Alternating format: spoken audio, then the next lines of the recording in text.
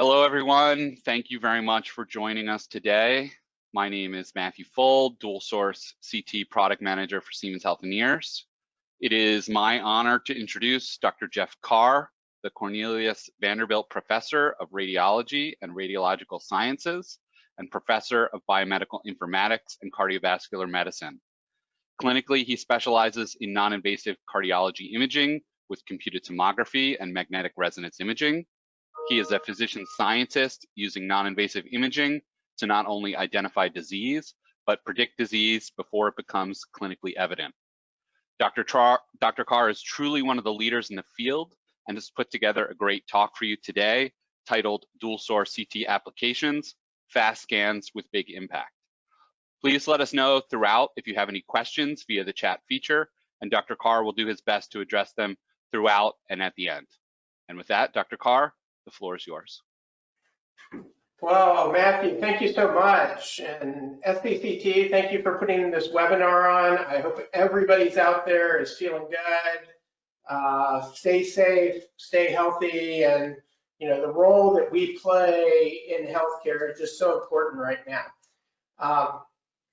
When I was asked about this, SBCT is the Society of Cardiovascular Computed Tomography, and a lot of work has gone into coronary imaging, and a big part in the development of CT has been focused around coronary CTA. But when we were talking about, what do we leave out? And I think we leave out all the benefits that high temporal resolution CT has for your average patient. So what I'd like to do today is we're going to walk through a bunch of cases. We'll talk a little bit about how dual source CT really can enable everything that you do, from dual energy, from PE studies, chest CTs. So if you don't do coronary CT, angiography, no problem. If you don't do cardiac CT, I've put together a bunch of cases where I think that, if you're in the middle of the night and you've got a case that you need to do, hopefully this will be useful to you. So with that, let's start doing cases. And like Matthew alluded to, just if you've got a question, just type it in either the chat or the Q&A box, and we'll look at it as we go along. So I'm going to launch my slides. So that's the background. We're going to go through a bunch of cases, and I'm going to throw in just a little bit of physics as we go. So this is where it all started. This is Dr. Hounsfield's workbench, where the very first CT, where he designed the CT. And what many people forget is he used iterative reconstruction to reconstruct the images. What is the really trendy recon that we use right now, but he did it on a much simpler level. Here's a picture. I was at RSNA back in 2014, and they had the original EMI Mark 1 CT scanner here, and you can see it had this arm that rotated the tube around and could only scan ahead. But the reason I bring this up is that here are some of the original CT images from 1973, the first commercial CT scanner, 13 millimeter thick slices. Each slice took 5 millimeters to acquire, and it was really revolutionary. We'd never really been able to do cross sections of a living human being before. And so Dr. Hounsfield and Cormack were awarded the Nobel Prize for this momentous discovery. But where we are now, 47 years later, if you look at how many slices per rotation, back in 1973, it was only 1 slice. And if you look at the current 3rd generation dual source, you have 2 tubes, 2 detectors, each has 192 channels. So you're effectively getting 384 slices in each rotation, or an increase of 340 times from the original scanner. Back in 1973, the slice thickness was 13 millimeters. Today, you can get down to 6 millimeters. You can get down to 0.5 millimeter. So you're at micron level of thinness. So that's 20 to 25 times improvement in the thinness, the resolution of the scan in the slice direction. But even more unbelievable to me is that from 5 minutes in 2073 to now, 66 milliseconds is how long it takes to acquire one slice.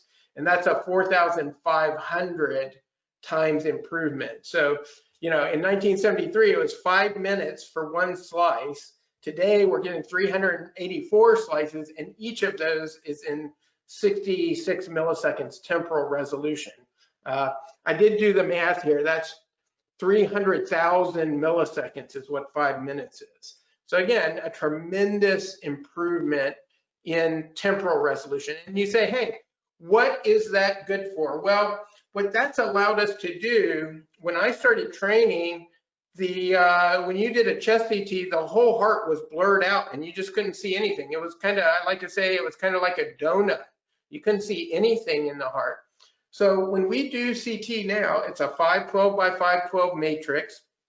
If you scan in like a 30 centimeter field of view, that's 300 millimeters in both directions.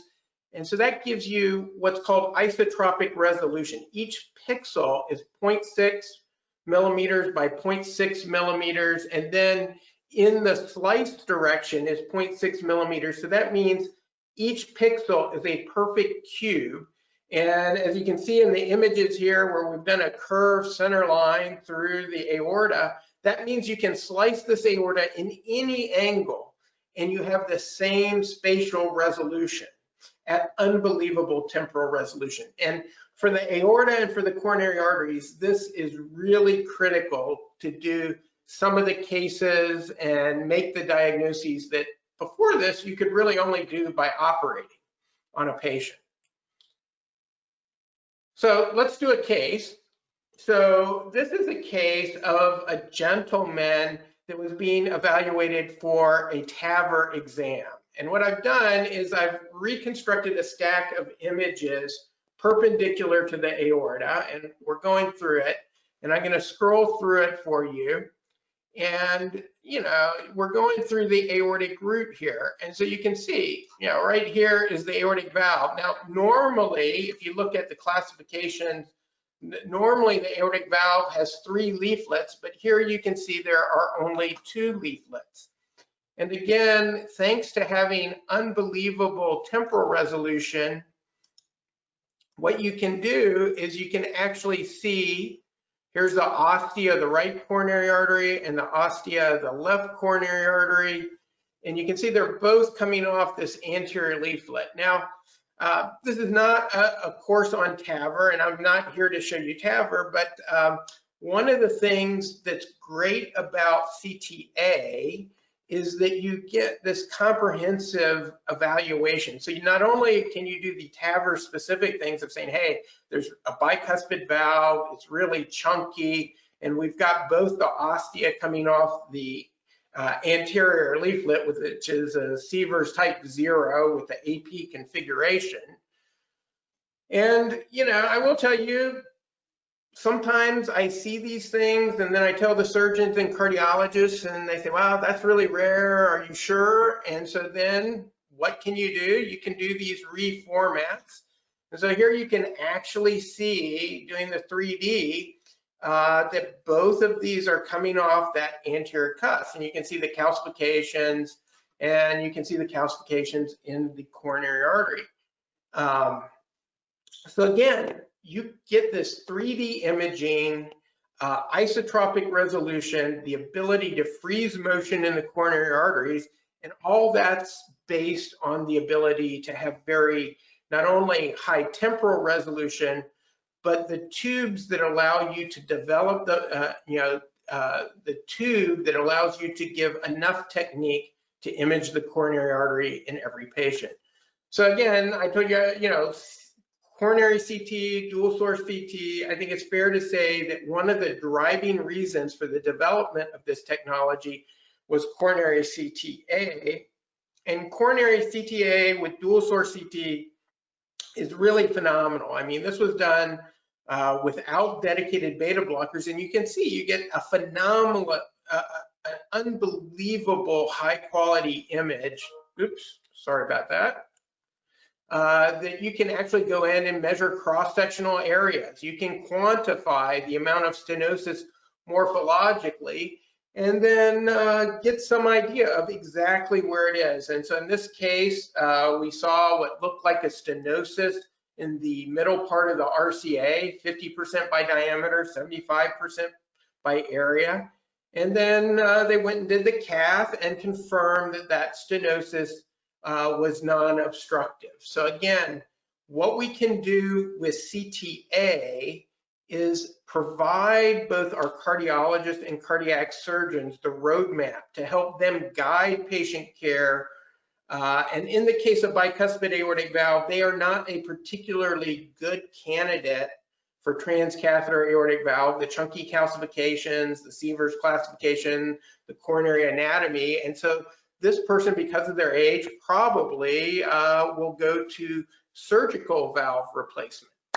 So let's go to another case. This is another patient that was pre-liver transplant that we did a cardiac CT on. And again, just showing how, although he had non-obstructive disease, non-obstructive disease everywhere, he had this osteal lesion at the RCA. Difficult to evaluate even with cath, because you can, if you put the catheter in there, you can, one, create a dissection potentially if you're not careful. Number two, if you engage the ostia and inject, you won't see the stenosis. So again, coronary CTA can help. And what we can do, in addition to doing the morphology, and here you can just see the morphology, that you have this calcified lesion right at the ostia, the right coronary artery. You can measure its cross-sectional area, it's 3.8 millimeters squared. You can measure the distal vessel, its cross-sectional area, and you can gauge the diameter and area stenosis as 80% and 56%, as you see, and the cross-sectional area is reduced to 3.8 millimeters squared. But what you can't do is, or what I can't do is in my head measure the hemodynamic significance of this. And that's where you can take these high resolution CTA images and send them for computational fluid dynamics. Now, there's one company in the US, HeartFlow, that has FDA approval for this, and this was done by HeartFlow, but it's just amazing that we can take static images and estimate the blood flow. So here you can see that we can look at this lesion at the ostia, we can calculate, oops, I'm not sure how that, we can calculate the FFR, so we can determine that that's non-obstructive. So again, the ability to do computational fluid dynamics on coronary CTA is all predicated on having outstanding image quality. And dual source CT with its high temporal resolution really enables that. And so let's talk a little bit about what dual source CT is. How is dual source different from single source CT? Well, the easy answer is you basically have two CT scanners in one. You take two tubes. You have a tube A and a tube B, and a detector A and a detector B, and you mount all this technology inside the gantry. And the amazing thing about it is that once you have it mounted in the gantry, you then rotate it with the third generation dual source CT. The rotation time is 0.25 seconds or 250 milliseconds to go 360 degrees around. And what this allows you to do is you only need 180 degrees of information to reconstruct an image. So on a single source CT scanner with only one tube, you take 250 milliseconds, you put it in half, you get 125 milliseconds.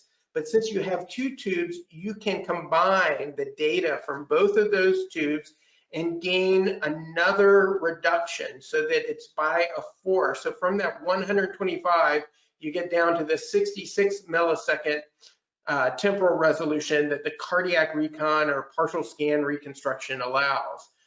And this is so valuable in so many different ways.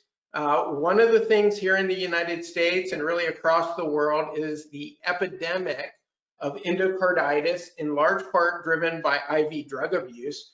But it's not the only reason. And in some cases, if you have bicuspid aortic valve, you can develop abscess and endocarditis. And this is one of those cases. And you can see right here on your image to your left, we're looking in the coronal plane. Here's the aortic root, left ventricle. And you can see there's this abnormal tissue flopped up here. This is in systole. And then in diastole, you can see all this tissue flop back down in the aortic annulus. So this is at diastole at 90% of the R to R. And when you look at this, you can see here's the abscess in the valve leaflet. And up here in your upper right, you can see this is another bicuspid valve with a large 2.5 centimeter vegetation. You can see, as opposed to the case that I just showed you, the left coronary artery is coming off the anterior and the right coronary is coming off the posterior cusp. So this is this lateral arrangement of the coronaries, the more common in my experience. And so you can see that we've got another bicuspid aortic valve. We've identified that there's a very large vegetation. And what more can we tell? What more is going on? Well, for the surgeon to replace this, there are a couple of things. One, just like in TAVR, they need to know what kind of conduit they put in. So it's very helpful to give them the size of the annulus, which CT allows you to get in that annular plane, and you can measure the diameter of the valve and get some idea of what kind of reconstruction your cardiac surgeon needs to do. Now, but wait, there's one more thing. If you look in this image, see in this upper right, here's the aorta, here's the sinus, and if you trace down through here, see how you can follow the contrast all the way back down in here. This is all the way back into the right atrium. So not only do we have a large vegetation, not only do we have a pseudo-aneurysm or sinus of Valsalva, pseudo-aneurysm or paravalvular abscess, we also have a communication that's going from this chamber to the aorta, and that is a fistula between the aorta and the right atrium. So here's just some images. So here's the LV, here's this large vegetation on the bicuspid aortic valve, up here's the aorta. And so right now the valve is closed. Over here, the valve's open, so the ventricle is contracting. Blood goes up into the aorta. But then when this valve closed, as you probably know during diastole, that's when blood flows into the coronary arteries. And in this case, the blood goes back down into the coronary sinus, but goes into the right atrium, creating a fistula. Now, if you're a cardiac surgeon, this is a really big deal. You might imagine that if you're trying to replace this, there's not a lot that you can sew to over here. But this is the right atrium, this is the right ventricle, this is the tricuspid valve. And so part of the beauty of CT is being able to go over this and give the surgeon the heads up, hey, this is not just a vegetation and a problem of the aortic valve. You're going to have to do something with the tricuspid valve as well. And so here's just a movie on the right here. This is in cross section. You can see this large vegetation. And then over here on your left, this cine image, you can see the vegetation flopping up and down. You can see there's a little bit of insufficiency, but you can also see the contrast spurting back into the right atrium if you look closely. In this temporal resolution that allows us to not only look at static images, but to look at how the valves, the coronary arteries, the heart, how it's moving over time is really essential to cardiac imaging. I like to say cardiac imaging would be really easy if you could shock people into asystole and it wasn't moving. But on the other hand, the physiology is what's important. Understanding what's going on with the heart as it moves helps us understand and helps us here at Vanderbilt work together as a team, whether it's in structural heart, cardiac surgery, cardiology, figure out what's going on when patients are having unique problems. Okay, so let's go and shift gears. What I'm going to do now is we're going to look at just some regular chest CTs. How can you use dual source CT in just CTA of the chest and just regular chest CT? Let's see what you can do. So this is a patient that came in with hemoptysis, okay? And, you know, that was the history that I got, hemoptysis. Well, if you look at it, you can say, hey, look, there's a big PE. And then you can look at all this stuff in the lung and you say, wow, big PE. You've got ground glass opacity in the right lung. And then you look over here, there's a PE in the left pulmonary artery, and you got ground glass, peripheral opacities extending to the pleura. You can do multi-planar reformat on your PE studies, and you can really demonstrate these, you know, what on chest x-ray we would have called Hampton's hump. If you do in cross-section, you can see a clear-cut PE here on the right-hand side where you've got contrast and you've got the clot in there, and you say, hey, Jeff, why are you just showing me a PE study? Do you just like showing PE studies? I go, yeah, I like PE studies. You can see the infarct. I think it's good to understand infarcts are very useful, but that's not why I'm showing you this case. It's obvious when you take a PE study and you do multi-planar reformat, and I reformat it, I reformat it in the angle of the pulmonary arteries, it makes it more intuitively obvious what's going on as compared to the axial image, especially if you're not an imager, right? That this looks obvious that these are clots, whereas if you go through the axial stack of images, it may be more challenging. And as a cardiac imager, I want to implore you to do the same thing with the heart. Well, you can look at the heart in the axial plane.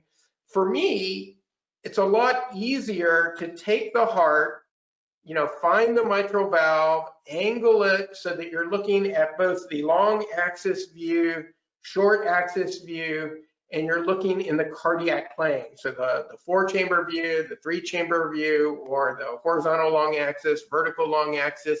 And when you do that, in my experience, you find lots of things that become intuitively obvious. So in this case, if you look at that, you know, here we're looking at the left ventricle. This is a 3-chamber view, and you say, wow, gee, the heart's big, so he's got heart failure. And you know, you talk to the clinicians, oh yeah, we know he's got severe heart failure. It's a young guy with heart failure related to the ingestion of some illicit material. And then I'm looking at it and going like, what are these dark things right here at the apex? What are those dark things? And if you look in the 4-chamber view, look at all these dark things. You've got dark things in the apex of the left ventricle, and you got dark things in the apex of the right ventricle. And you can do fancy things like put it into color. This is clot. This is thrombus in the apex of the right and left ventricle.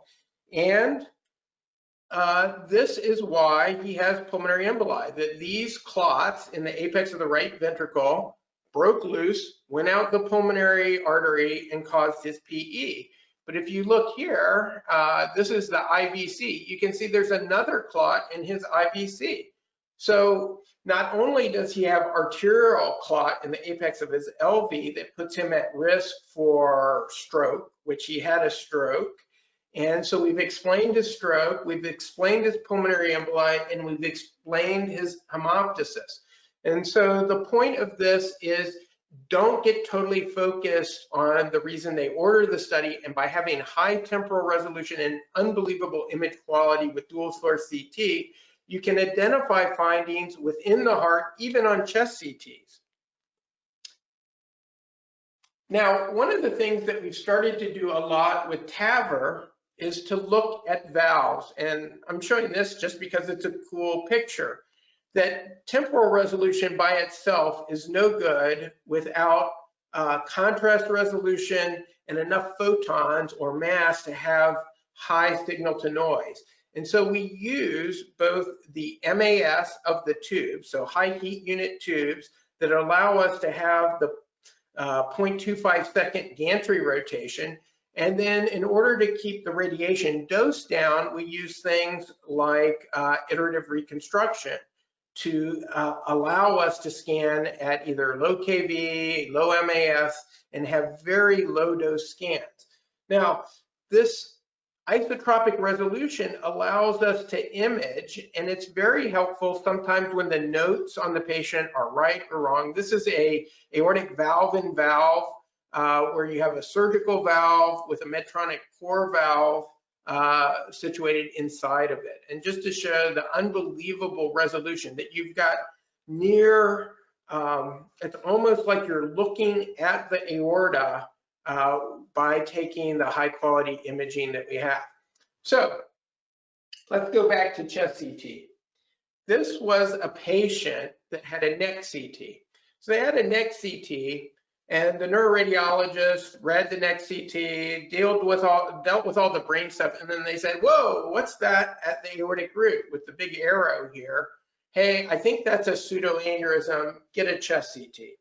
So they got a chest CT, and the question is that a pseudo-aneurysm or is that not?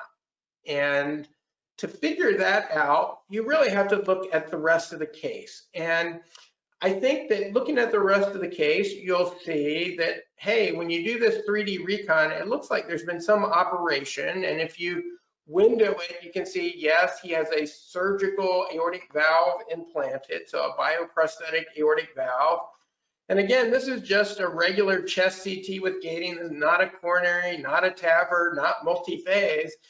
But with dual source CT, you get unbelievable resolution. So you can kind of look through the annulus, you can see the leaflets of the bioprosthetic aortic valve. This is a normal bioprosthetic aortic valve. There's no thrombus on these, there's no degeneration, everything looks good.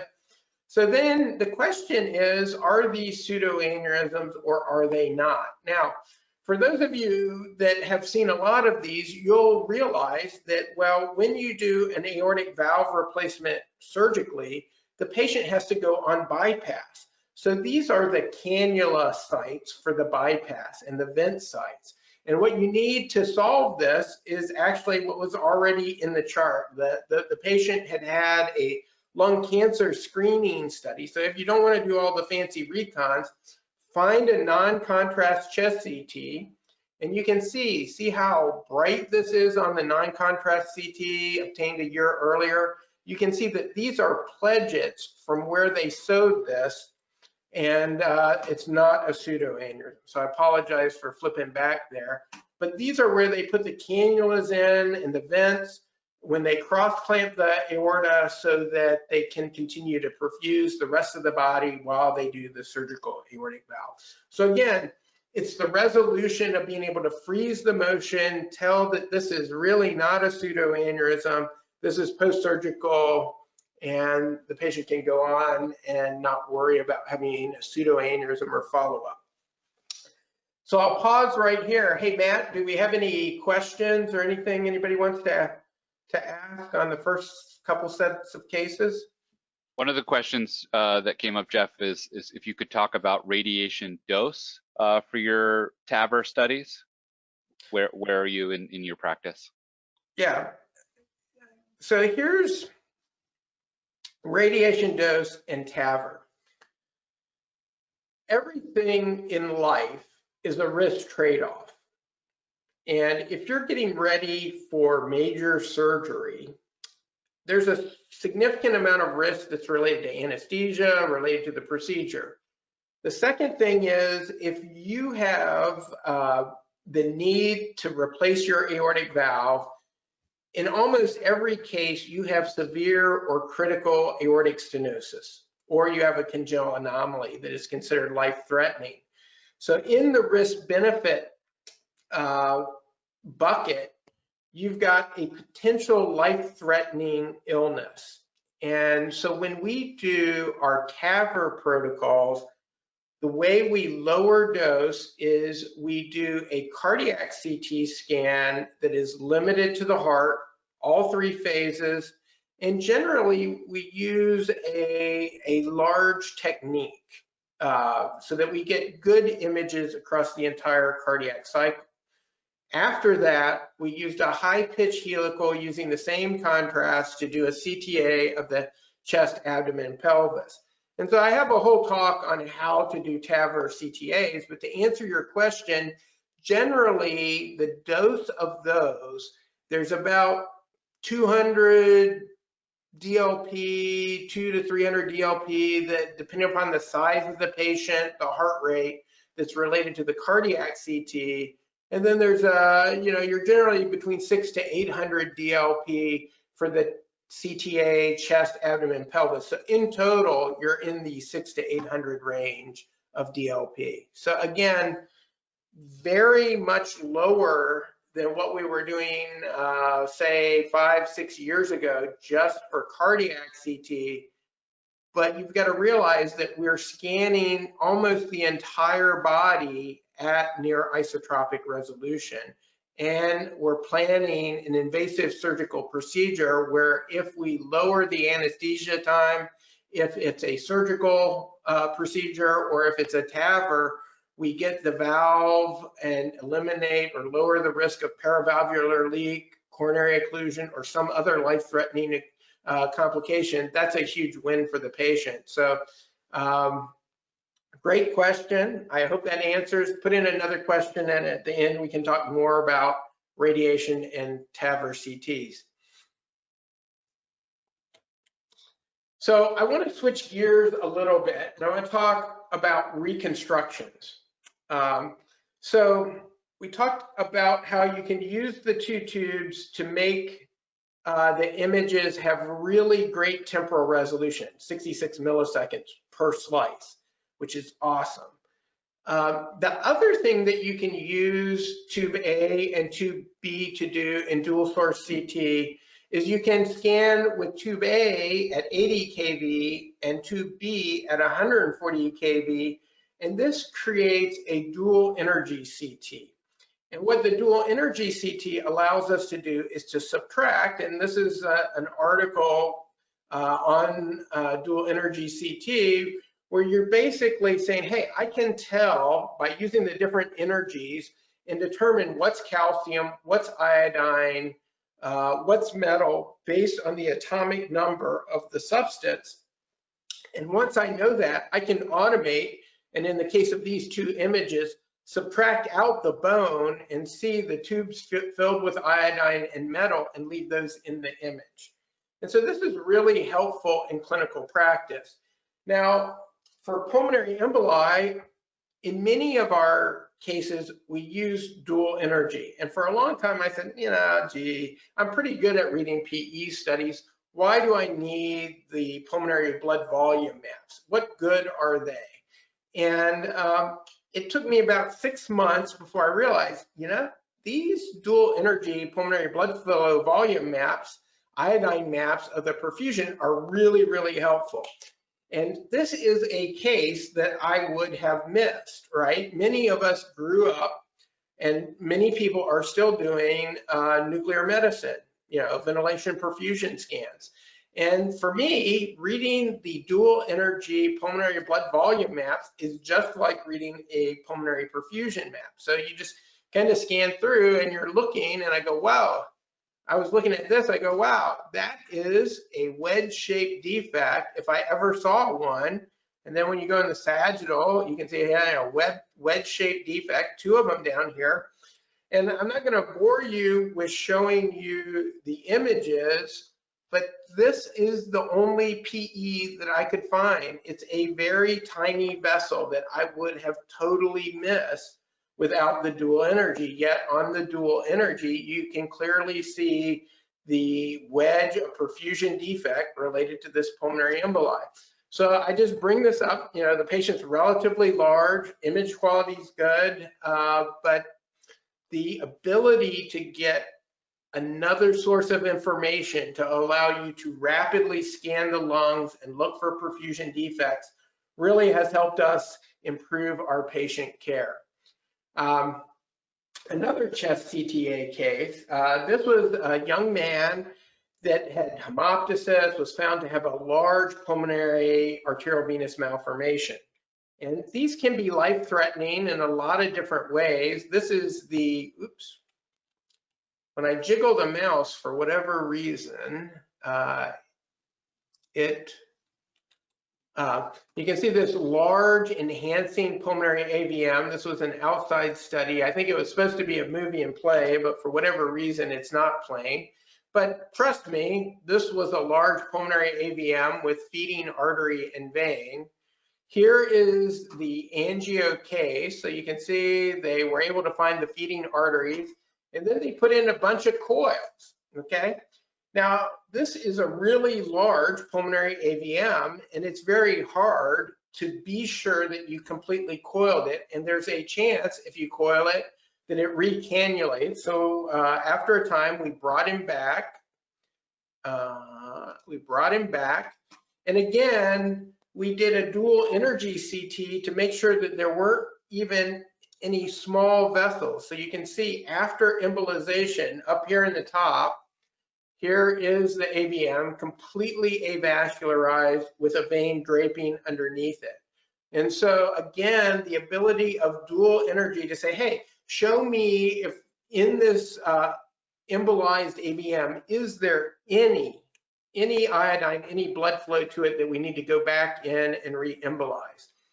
And you know, just for completeness sake, I'll do the kind of cool 3D VR post-embo, but you can see the metal things there are the coils in the feeding artery, and you can see how the enlarged vein, which is no longer getting contrast, is just sitting draped underneath of it. So again, combination of having two tubes that you can do dual energy, you've got incredible temporal resolution, you got great contrast, you're able to make key diagnoses to say, hey, he's doing well, the embolization procedure was successful, no reason to do an invasive angiogram to confirm that there's more work that needs to be done.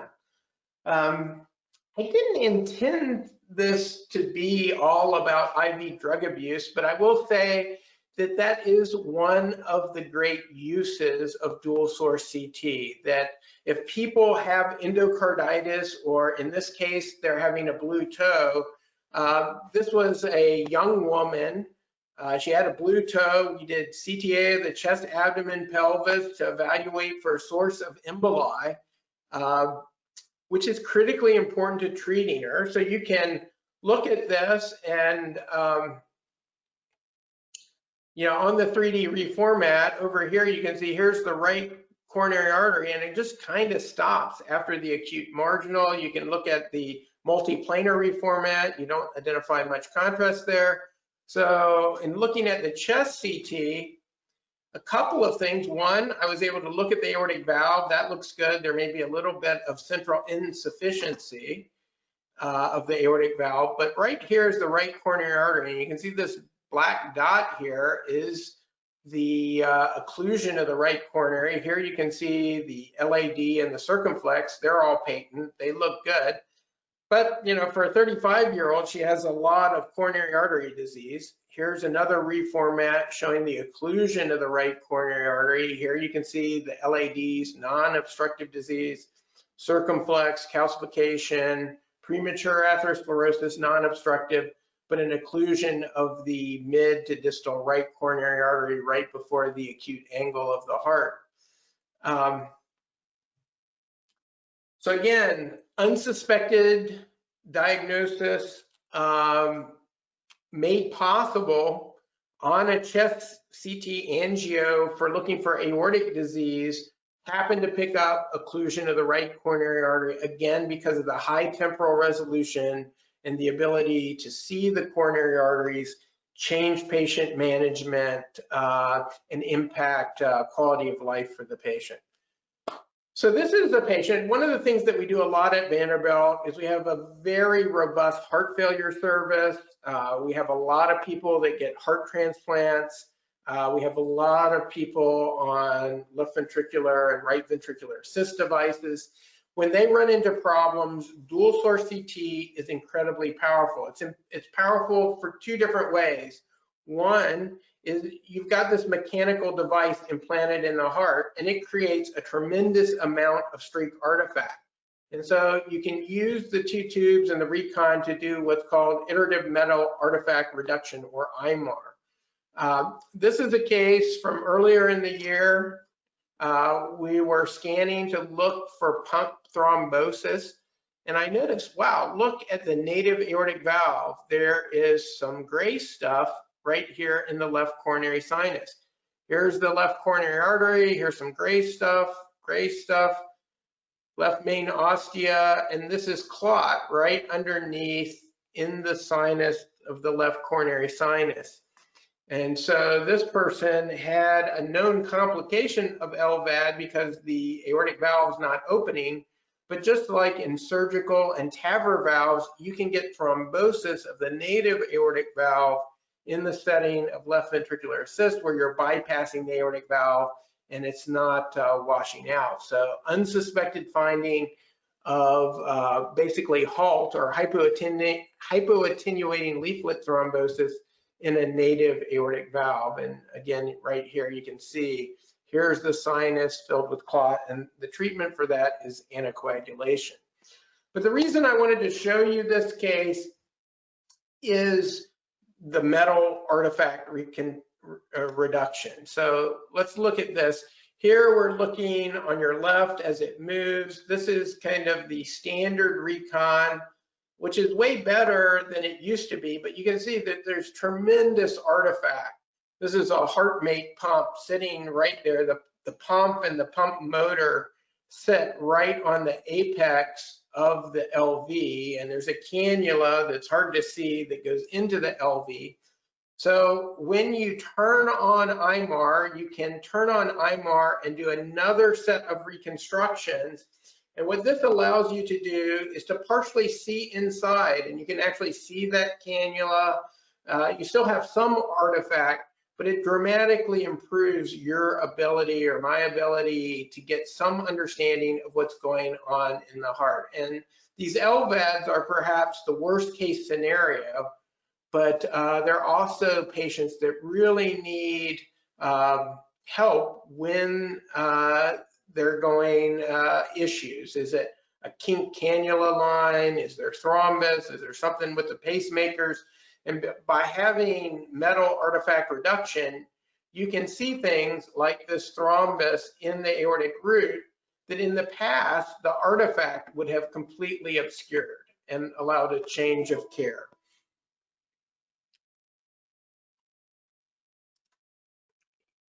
So I just bring this up, HALT, or hypoattenuating leaflet thickness. There's a new grading category where you can look at that. And with that, I think I want to pause and go to the Q&A session. So I think I'll go back on to my webcam. Do we have any more questions or discussion? There are a few more questions for you here, Jeff. One question that came up is, how does Vanderbilt triage which patients get a dual source CT versus a traditional single source scan? Oh, that is a great question. You know, we have had dual source CT, and I may get this wrong, I guess 5 years now, 6 years now. And I will tell you, from when we got our very first dual source CT, it was kind of revolutionary. The ability to do our code strokes and our brain perfusion, our whole body trauma scans. And once the clinical team saw the value of being able to do it, it just revolutionized the care. And we now are installing our third dual source in the main hospital. So we'll have 2 in the ED. We've installed a dual source for our congenital heart program over at our children's hospital. And we've got a dual source that will come online in our outpatient facility at the 1st of 2021. So driven almost entirely by our clinical team, be they in the ED, be cardiology, neurosurgery, neuroscience. There's been a huge groundswell of support from our clinical colleagues. Hey, we need to have this capability for all of our patients with X, Y, or Z. And so the question then goes, how do we triage that? Well, once you have two dual source, or you have sufficient dual source to cover your primary, be it cardiac or neurovascular, what we'll do is we will take things that we know we can do really well on our single source. So like, say, a head CT without contrast, chest without contrast, abdomen without contrast. And then some of our single source CTs are they're not bad scanners. I think it's important to realize that a single source CT can do unbelievable cardiovascular imaging using the right protocols. And so I think that there are a couple of places where the dual source clearly shines. And I would say brain perfusion, coronary, TAVR, trauma. That if you really need to cover the entire body quickly and the patient is intoxicated or in pain, if you have a small child that you don't want to run the risk of anesthesia, you can do unbelievable, just routine CT imaging at low dose, high temporal resolution, and just have the patient stay calm with a little bit of coaching. And so we've been able to reduce anesthesia. We've been able to move patients from MR to CT, all through the use of dual source in our pediatric population. And I think that's actually a tremendous role for dual source CT. On the adult side, I think neurovascular, brain perfusion, coronary, runoff, all of those are where the dual source really shines. I think for single source CT or for CT applications that are not requiring very high spatial resolution or very high temporal resolution, our single sources are excellent as well. So I hope that is a reasonable answer. Another question for you, Jeff. What about the assessment of coronary stents? What caliber is okay to assess the patency with CT? You know, I think coronary stents, and this is my bias, I think coronary stents, one, often you don't know how big the coronary stent is when the patient arrives to get imaging. So you only know that after the fact. But I think coronary stents are still relatively problematic. And so I don't have an absolute figure, but I think it's kind of that you know it when you see it. And I think that the first thing that you need to do is realize that in many cases, if somebody has an intracoronary stent, it's not just the size, right? So if it's a calcified vessel and there are chunks of calcium outside the stent, those can create artifacts in addition to the stent that make it hard to look for in-stent restenosis. So my bias is if you know the person has a coronary stent and you're concerned about ischemia or something, CT may not be your first choice. I think the more common scenario in my practice is we have limited information or the information is not transferred to us and we scan a patient unsuspected of having a coronary stent, either for another reason or for a coronary that we don't know. And then I think it's really incumbent upon you to say, hey, I really can't see inside this stent. You may need to do some type of ischemia testing, or you may need to go do cath. There's nothing wrong with that. I think the other thing that you can do is do a dedicated reconstruction. So you can take the stent and you can go to a sharper kernel.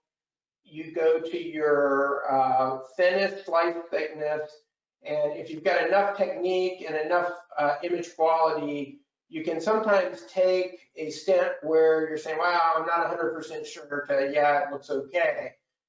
But I have a low threshold for referring those back to cardiology, saying, hey, I can't evaluate the stent, especially if there's calcifications around the stent and it's reasonably small. If it's a large stent and it's clearly patent, it's generally obvious. If it's a small stent, it can be really problematic, you know, no matter what your scanner that you have right now, in my opinion. Another question for you. How do you risk stratify before kidney and liver transplant at Vanderbilt? All CTAs, or do you do some perfusion scanning? How do we risk stratify? So, you know, part of how this came about is related to COVID-19 pandemic and just all of us kind of pitching together to figure out how do we conserve PPE, how do we get these patients taken care of, how do we minimize delays? Because just like if you're in the cath lab in the middle of the pandemic, it's just a lot more work to keep everybody safe, the PPE, the testing. And so things by necessity have slowed down. So cardiology, radiology, the transplant teams, we've gotten together and said, hey, if there's a subset of patients that we think are relatively low risk for coronary artery disease that we need to get a invasive cath, can we peel off a few of those and do coronary CTA and CT-FFR? And if the coronaries are clear, they can go straight to listing for their transplant. And so that's really how we're using it, that with our transplant team, they're pre-screening the renal and liver transplants for, you know, estimated risk. I'm working with cardiology. They may even do a cardiology consult. And so we all get together and kind of look at it. And if we think they're low risk, we do the coronary CTA as an outpatient. If it's clean, they go to transplant, they get listed. If there's any question, we'll do the CT-FFR. That can, in my experience, I would say about a half to a third will say is non-obstructive, they get listed. And probably in about 10, 15%, there's a significant lesion. And for those patients, it's really important to know that they have a hemodynamically significant coronary lesion before liver transplant or renal transplant, because we want to address that prior to the transplant. So that's how we're doing it right now. It's really a team approach with the transplant team. It's not an imaging triage per se. I don't know if that answers the question, but that's how we're doing it. Another question, Jeff, would be your strategy for heart rate control at Vanderbilt. So, and can you scan at any heart rate? So the answer is yes, you can scan at any heart rate. The answer is if you're doing a dedicated coronary CTA, we really want to beta block the patients to get the very best image quality possible. And there's a couple ways, a couple reasons for that. And I am still beta blocking. So if somebody says, hey, rule out coronary artery disease, if there's not a contraindication to coronary artery disease, if there's not a contraindication to beta blockers or nitro, we will give them a routine oral beta blocker, wait 45 minutes, give nitro immediately before, and do kind of a standard coronary CTA, even with the dual source. That said, like the liver transplant patients, because they are hemodynamically tenuous, right?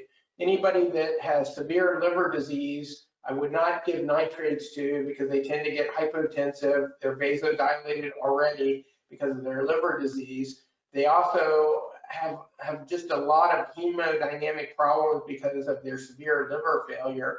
We do not beta block or give nitro to those. And so we just scan those patients, and some of them turn out great.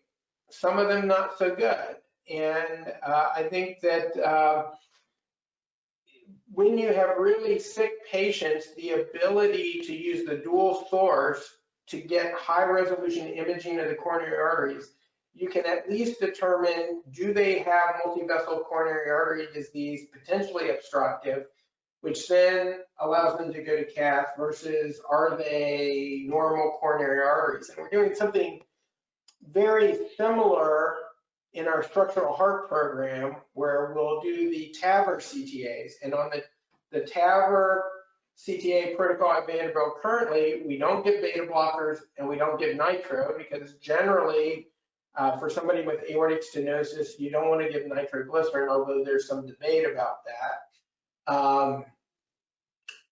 In any event, with the dual source and the 66 millisecond temporal resolution, if we feel comfortable, we're starting to give beta blockers to get not so much lowering the heart rate, but a consistent heart rate. And I think that's a little bit of a misconception, that when you have dual source CT, you can handle high heart rates, low heart rates, in between heart rates, where in my opinion, you have problems is if you have irregular heart rates. And that's where you can look at systolic phase imaging, and many times they will be okay, but it ends up increasing the amount of work in a certain subset of people who, when they receive the contrast, their heart rate accelerates during the time of acquisition of the coronary CT, and that can be problematic. Not so much for interpretation, but it can be particularly problematic for the computational fluid dynamics and the CT FFR, that you'll get little discontinuities that become problematic related to the changing heart rate. So if it's ordered as a coronary CTA, either through our acute chest pain pathway in the ED or as an outpatient, we have protocols for giving beta blockers and nitro. And unless contraindicated, we will give it, and then we will do the scan. Our target heart rate is, we're a little generous with that, ideally we would like it below 70 or 75 beats per minute. But if it's problematic or they have a problem with their blood pressure, we will just scan them with a little bit of beta blocker, and we've had great success. Perfect. Well, Jeff, I think we're running up against time, so I think we have to leave the questions there. But I wanted to thank you very much for a wonderful talk on some of the great possibilities that you can use with dual source CT. For those of you who were watching, this presentation has been recorded and will be available to rewatch later on the SCCT website. So thank you very much for coming. Thank you very much, Jeff, and we'll see you all soon. Stay safe, everybody. It was great. Keep helping people. Thanks, Jeff. Thank you, Matthew.